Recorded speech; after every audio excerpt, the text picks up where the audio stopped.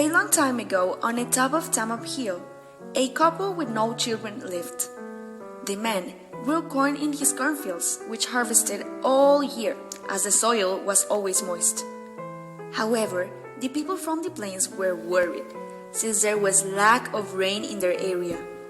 They couldn't harvest much, creating a shortage of crops and food, and the rivers had such a short flow. They knew that the man from Tamap went down to the valley to sell his corn, and since they were jealous about it, they decided to make an assembly. So they waited for the man with his harvest. They wanted to talk to him. They asked him why he had plenty of rain in his lands and they didn't. The man gave his reasons, but they wouldn't believe him, so they put him in jail.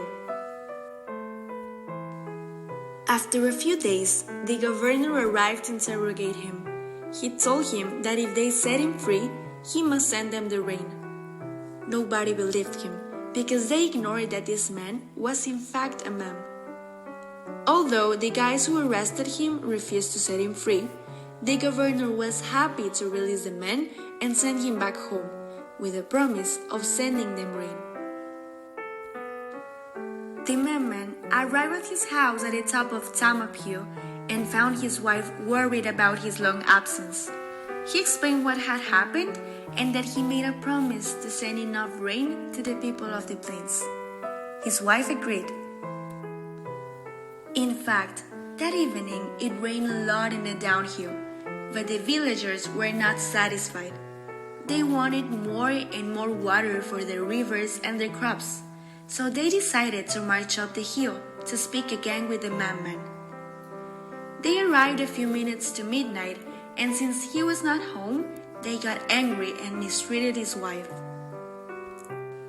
When the madman returned home, he found his wife sobbing and shaking. She explained what happened and he clenched his fists and pursed his lips with rage.